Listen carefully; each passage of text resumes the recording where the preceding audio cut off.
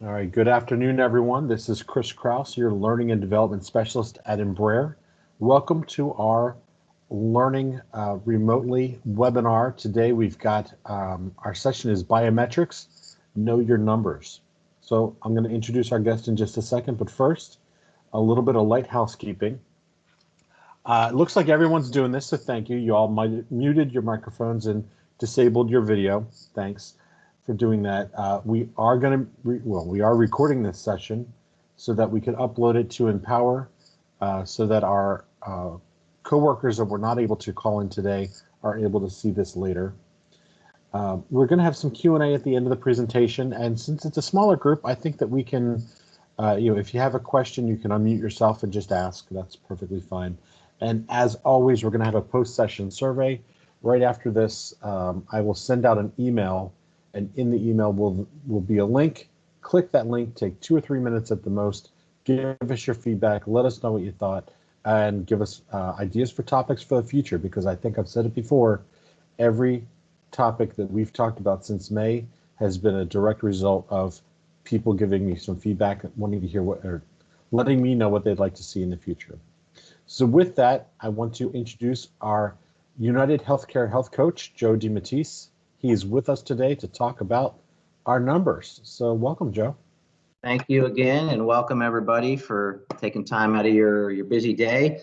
So as Chris said, it's going to be Know Your Numbers presentation, and I'm Joe DeMatteis, your United Healthcare health coach. Been with Embraer now for coming up on 3 benefit plan years, and today we're going to explain. I'm going to explain the importance of the Know Your Numbers, provide you with ways to improve those numbers. But the reason why I chose this particular presentation at this point is because you all know normally this would be the time when we would be doing our health fair and our biometrics and flu shots, but unfortunately, due to COVID, and you may have saw the email today, we've moved the health fair to virtual.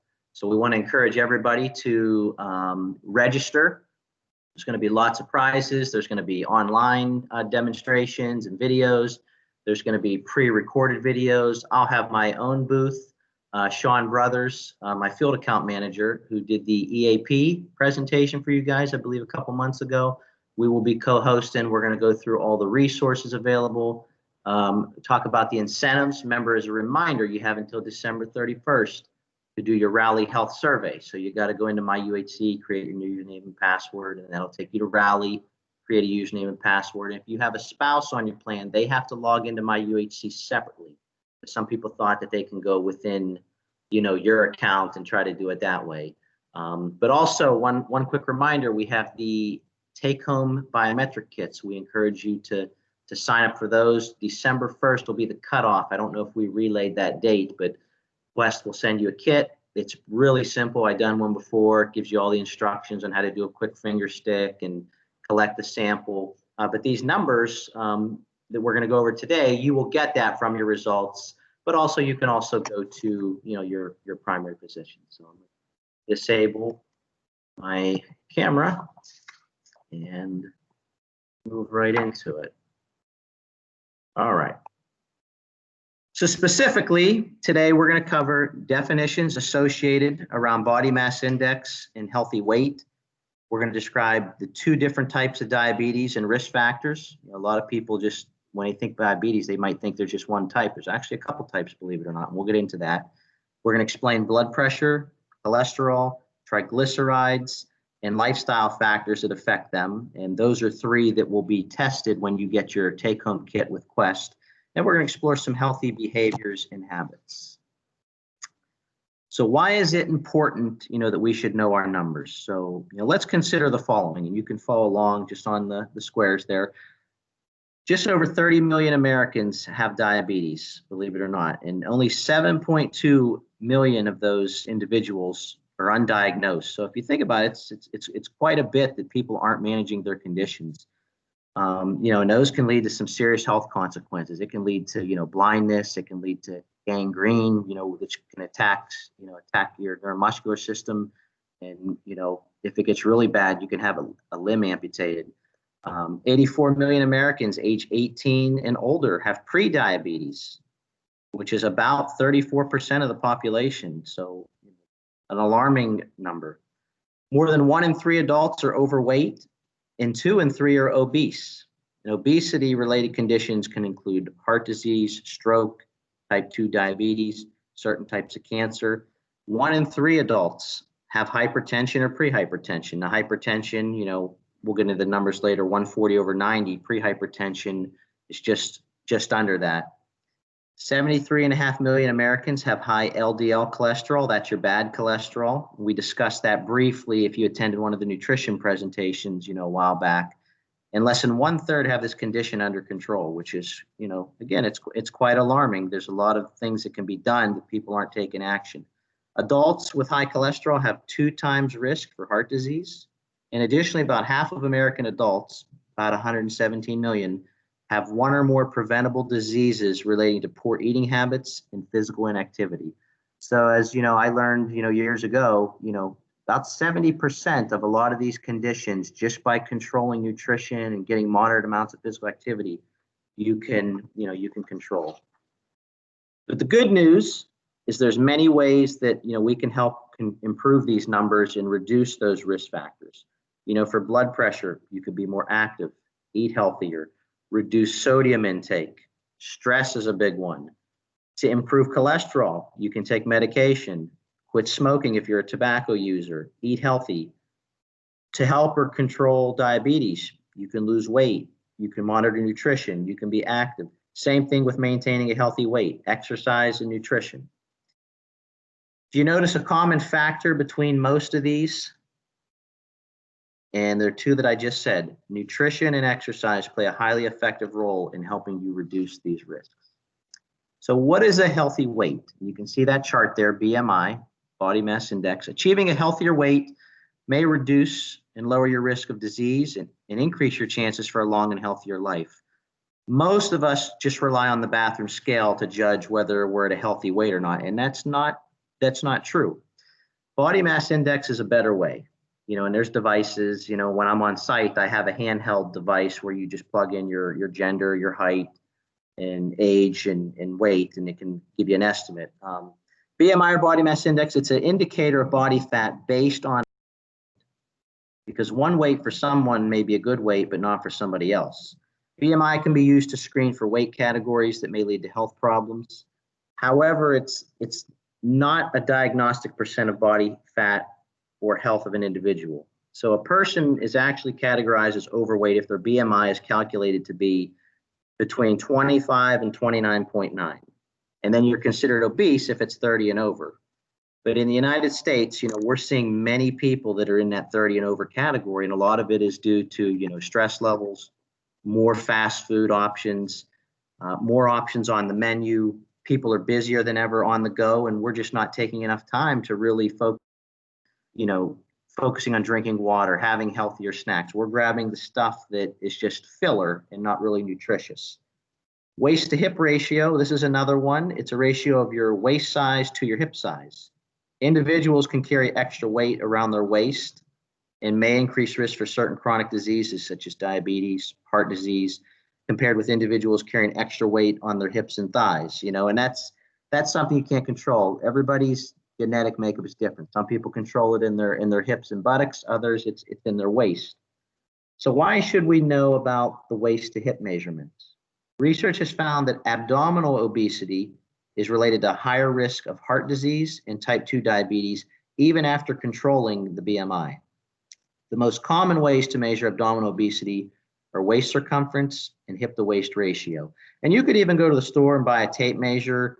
Usually, those fabric stores, you can get the flexible ones. I don't know if anybody does clothing or anything like that. And you can monitor inches that way. That's a good way. A waist circumference greater than 40 inches for men and 35 inches for women puts you at great risk. So 40 for men, 35 for women. So for blood pressure, let's get into that. You can be active, eat healthier, reduce sodium. Cholesterol, we can take medication, as we said, quit smoking to control, prevent diabetes, weight, eating healthy, being active. And I think this may have been a double slide. So blood sugar, this is a very important one, and this will also be measured in the finger stick. So optimal levels for fasting blood glucose, we want to keep that under 100 milligrams per deciliter. So what does that mean? Glucose is commonly known as sugar, and it's a source of energy for our bodies, right? We all know that when we eat carbs, it gets converted into sugar that we use for fuel. Foods that contain carbohydrates, such as fruit, bread, pasta, rice, quinoa, they are, very common sources of glucose. And when we eat these foods, they get broken down into simple sugar, and then they're absorbed in the bloodstream. But if your body is unable to process excess sugars effectively, your blood glucose levels rise, and it'll place you at risk for diabetes. So factors that place you at risk for type 2 diabetes are family history. Nothing really we can do to control that. Being overweight or obese, that's something we can control with nutrition and exercise. There is gestational diabetes, which is diabetes during pregnancy, and even some race and ethnicities can put you at risk. And lifestyle changes that can help reduce that. Shooting for 30 minutes of physical activity a day, and that doesn't have to mean vigorous. That could just mean walking, playing outside, with your kids, going, doing a leisurely bike ride, something where you're getting the circulation and getting your heart rate elevated. Eating smaller, frequent, balanced meals. We've talked about this before, focusing on protein, healthier fats like nuts, salmon, things along those lines. Staying away from the junk food that just give us carbs and no nutrition, and achieving and maintaining a healthy body weight. So what is blood pressure? Hypertension is the medical term for high blood pressure. High blood pressure may not have any symptoms. That's the thing. That's why they refer to it as the silent killer. You may feel perfectly normal. That's why it's important, that you should try to, if possible, get your blood pressure checked. When I'm on site, I try to encourage everybody, just stop in and just have a blood pressure check, because it could be normal one day, and then the next day you could be under stress, and it could be completely elevated. But many people with high blood pressure, they don't know they have it, and that's why, like I just said, it's called silent killer.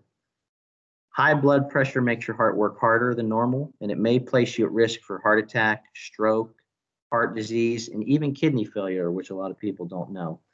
Optimal blood pressure, as you can see by the chart, is 120 over 80, 120 over systolic, 80 on the diastolic. And real quick, systolic is the force of blood being pushed away from the heart. Diastolic is when your heart's at rest, the blood that's being pulled back. So any greater result than that signifies an elevated blood pressure. People with chronic kidney disease or diabetes should keep their blood pressure below 130 over 80. Pre-hypertension should also be taken seriously. Over time, consistently high blood pressure weakens and damages your blood vessels and can lead to other health risks. One high reading doesn't mean you have high blood pressure. So, if I were to check it, or you go to the doctor, because sometimes people get what they call white coat syndrome, where they know they're getting their blood pressure checked, they get a little bit nervous, reading tends to be a little bit elevated. It's actually several readings where it's consistently high. But to diagnose hypertension, like I said, it's about 3 readings. It's not just 1 or 2. When you take your blood pressure, you should always, I always have people stay seated for about 3 to 5 minutes, not talk, because talking can also elevate the mercury and increase your blood pressure. Cholesterol. We got good and we got bad. So cholesterol itself is a waxy substance that comes from 2 sources. Your body itself makes it, and the foods we eat. Your body produces more cholesterol when you eat a diet high in saturated and trans fat. But as many of you know that it's important to have cholesterol, keeping that number under 200, as you see at the top, total cholesterol. But many don't know it's also important to know the level of HDLs, which is the good cholesterol, as well as the LDL, which is known as the lousy or the bad. So the total cholesterol is the total amount of cholesterol in your body at any given time, and that includes both HDL and LDL. The LDL stands for low density lipoprotein. This is the bad, and it contributes to the bulk of plaque buildup in the arteries, and that is known as atherosclerosis, when you got plaque buildup. And you can see an example, in the illustration there. LDL cholesterol can form plaque between the artery walls, making it difficult for your heart to circulate blood. So there's less blood that's being pushed through.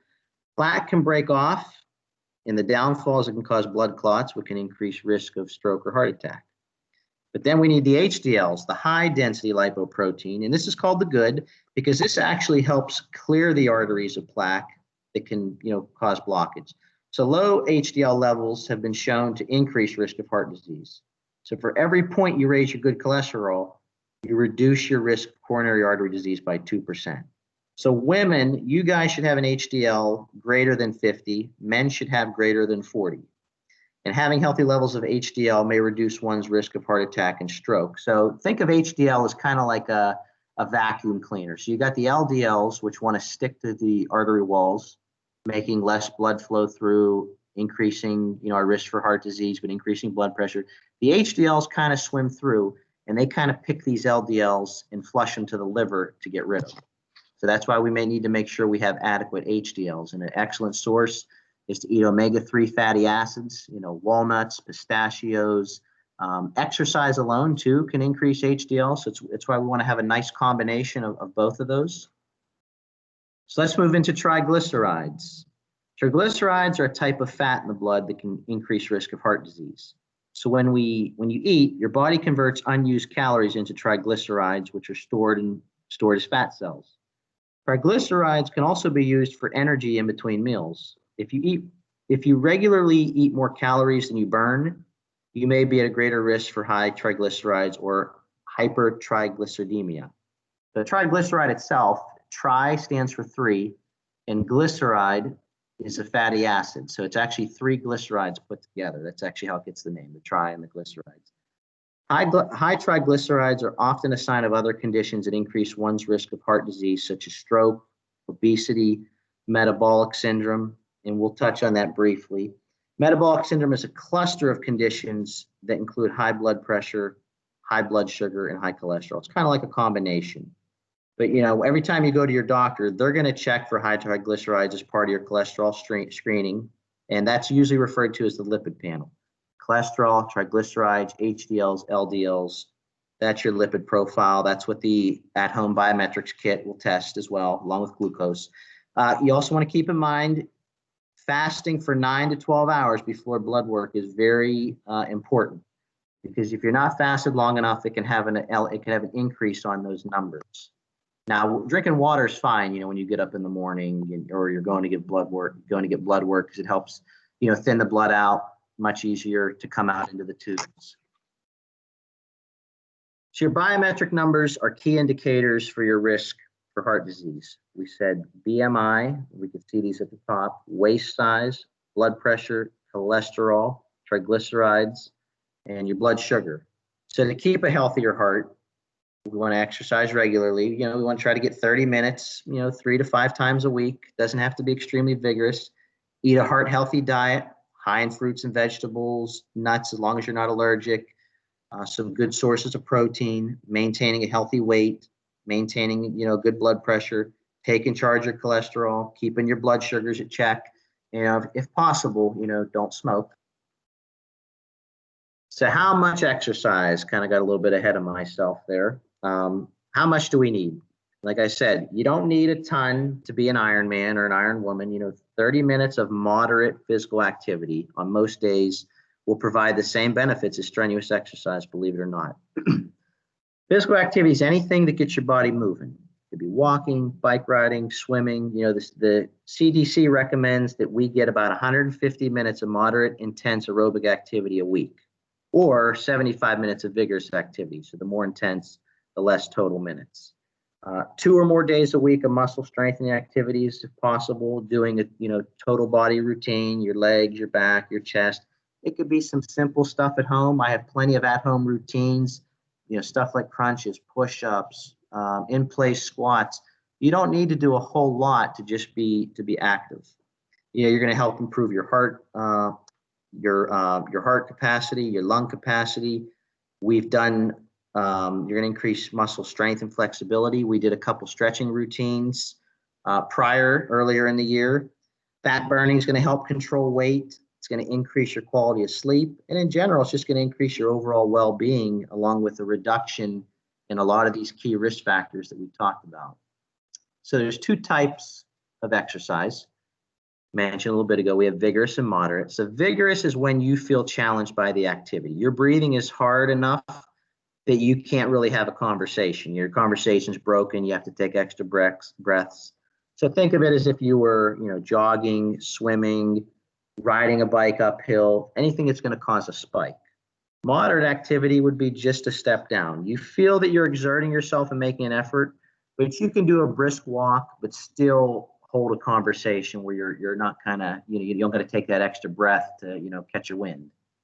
Again, both are effective. If you're doing moderate, just remember 150 minutes a week. Vigorous, it's only half of that, but both are effective. So what are some examples of moderate intense activity? So, we said 30 minutes, that's that key number that we want to get on most days a week, couple days of strength exercise. It could be walking a couple miles in 30 minutes, which is like a 15-minute mile. It's not too brisk. Gardening for 30 to 45 minutes, pushing a stroller, raking leaves, shoveling snow, which, we don't have to worry about in Florida. So maybe some of the folks, in our other areas. Stair walking for 15 minutes. If you live in an apartment complex where there's stairs, that's a great routine to do up and down. Bicycling, swimming laps. You can be kind of creative. Pick what you think you're going to enjoy. Why a heart healthy diet? So the foods we eat, as we've mentioned many times, it plays an important role in our blood pressure management. So what does a heart healthy diet consist of? So these are foods that are rich in, eating a variety of fruits and vegetables, focusing on all the colors. We've talked about eating the rainbow, dark green, red and orange, legumes, that would be including, beans and peas, starches like potatoes. Remember, we always want to focus on the fresh stuff first, then frozen, and then canned would be the last resort. Because remember, stuff that's in canned, they have a lot of sodium. But I tell people, like during the holidays and we have a lot of people over and we're going to buy the big cans of potatoes and green beans, just drain all the water out and rinse everything off. Fruits, whole fruits and vegetables, because they contain a lot of fiber, which helps our digestion. Grains, we want to have at least half, which are high fiber whole grains. We want to aim for about 25 to 30 grams of fiber a day. Think of fiber as like a natural probiotic. We don't actually digest it, and utilize it, but it actually helps us digest other food. Fat-free or low-fat dairy, including milk, yogurt, cheese, even fortified soy beverages. Having a variety of proteins, including seafood, lean meats, poultry, eggs, legumes. Nuts even have proteins, and nut butters like peanut butter. So for those of you that may not be, you may be vegan or vegetarian and not consume animal proteins, you can get protein elsewhere. They also have protein powders. So we want to focus on limiting foods that are high in saturated and trans fat, because these are the ones that are going to elevate cholesterol. Sodium too, as we talked about. Anything that's in cans, boxes, packages, they're going to have sodium. So you want to keep an eye on that. You want to make sure it's under 400 milligrams per serving. Red meat, a little bit's okay. We want to make sure you're choosing lean cuts, preferably the 80-20, no more, where it's 80% lean, 20% fat. Keep an eye on the sweets and sugar sweetened beverages. There's ways that you can naturally flavor, your beverages. Tips for managing stress. This has probably been the biggest one for most of us with, working remote, COVID, everything else. Stress is our body's response to any demand. There's different types of stress. Remember, not all stress is bad. And unfortunately, there's no magic pills to reduce stress. It's a part of our daily life. It can motivate us, but it can also challenge us and really, elevate cortisol levels. That's the hormone that gets elevated when we're stressed. But the trick is to learn how to manage stress and how to practice stress relief. And one of my earlier presentations, we've done some breathing exercises. So here's some things to consider to help us manage. So we all know stress is going to come. We can't change it. We can change the stressful things that we can control, though. Take 15 to 20 minutes a day, or even just 5 minutes to sit quietly, relax, manage your time, exercising, eating healthy, thinking positive. We've talked about that.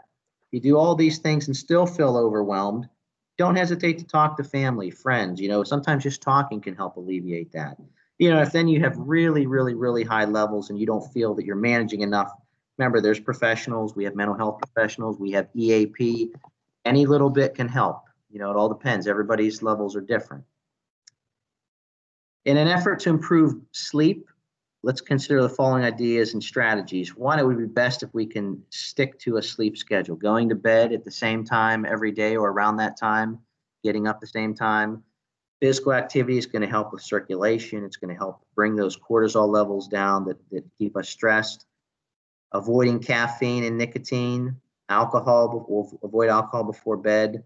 Large meals before bed, you should preferably stop eating a big meal 2 hours prior to going to bed, although a small snack prior can be beneficial if your stomach doesn't growl during the night. Keep an eye on medicines that may delay or disrupt sleep. And they say, if you're, we work a typical 9 to 5, they say you shouldn't take naps after 3 p.m. And, sometimes even taking a hot bath or shower or using a hot tub beforehand, that can help. So how much sleep do we really need? And if you look at the chart there, it varies by age, lifestyle, even by health. So research itself can't really pinpoint how much you or I need. It's kind of different for everybody. Adults in general, 18 and over, I've heard 7 to 8, sometimes 6 to 8, so anywhere somewhere in that range. Obviously, children and infants need much more because they're growing and developing, and The American Heart Association has a new national goal, which is by 2020, here we are, to improve cardiovascular health by Americans by 20% while reducing deaths from cardiovascular disease and stroke by 20%. So for the first time, the American Heart Association has defined what it means to have ideal cardiovascular health, identifying 7 health and behavior factors that impact health and the quality of life. And the American Heart Association includes the following factors to define ideal cardiovascular health. And as you can see, blood pressure, total cholesterol, fasting blood sugar, BMI, sleep, physical activity, nutrition. These are known as Life's Simple 7. Life's Simple 7. These are the steps that can help add years to improve cardiovascular health. Don't smoke, maintain a healthy weight, engage in regular physical activity, eating healthy, managing blood pressure, taking charge of cholesterol, and keeping blood sugar or glucose at healthy levels. And every one of those ties into what is going to be tested, on your biometrics or when your doctor orders labs. Do we have any questions on any of the information? And if you have a question, you can just open up your mic and ask.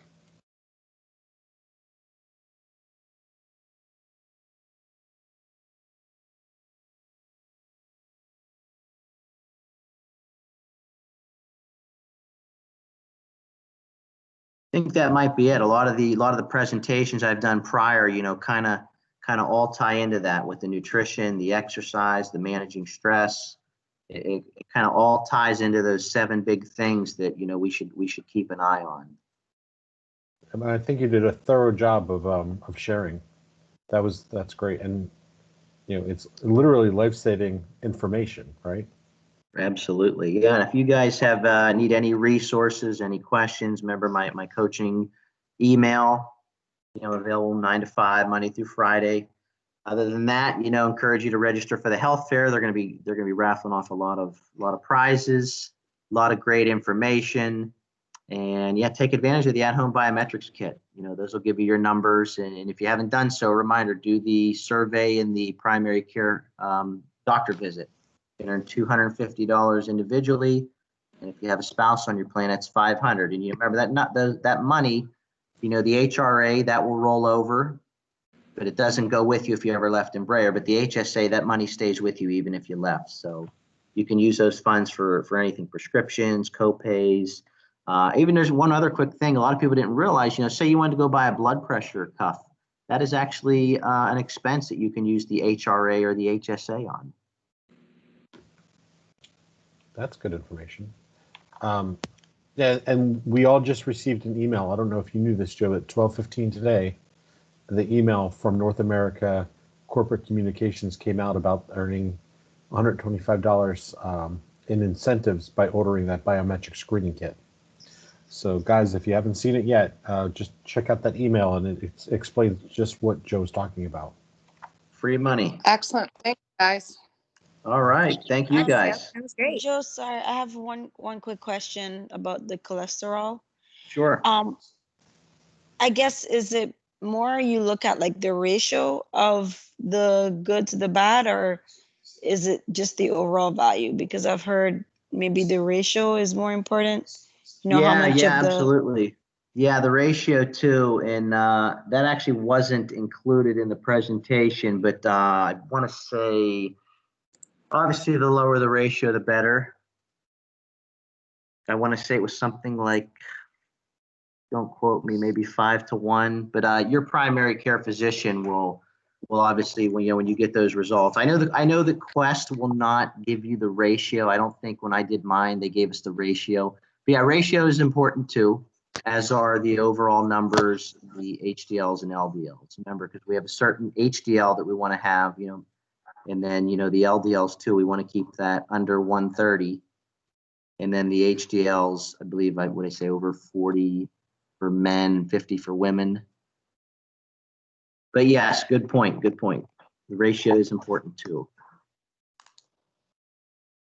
And lastly, do you have any like supplements that you would recommend for any of those things that we should keep an eye on? Like, I know foods, of course, like just improving Right. your diet, but like, I don't know, do you have any recommendations on supplements also to Well, go along with the diet? due to liability issues, we as health coaches are not to recommend, because what may work for one may or may not work for another. There's certain medications that can influence that, certain allergic reactions. But just in general, and this isn't my recommendation, this is just what the American Heart Association has posted. Fish oil. I'm not recommending. I'm just saying, fish oil in general can usually help with cholesterol. There is an over-the-counter supplement. I'm just giving the terms so you guys can be familiar with them. I would always check with your doctor before you take anything. Like for example, I use myself. So I have a family history of high cholesterol. And I can do a family history, even though I eat well and exercise. There's a supplement called red yeast rice that's a natural statin, because I do not want to take a statin because obviously there's side effects to that. It's a phytosterol, which means it comes from a plant-based. And that can be shown to help with cholesterol. But again, I don't recommend taking anything unless you speak with your doctor and you also, are at risk or have these conditions. If your cholesterol is fine, then I would see no reason you would want to take something you don't really need, but always check with your physician first. Thank you. All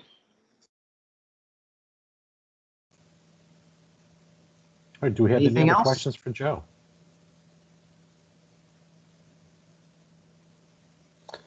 Joe, I think that is it. So thank you very much for your time today. Great information to share, and I hope everyone has a wonderful weekend. All right, thanks again. Thanks. All righty, take care. Thank Bye, you. everyone. Thank you. Thank you.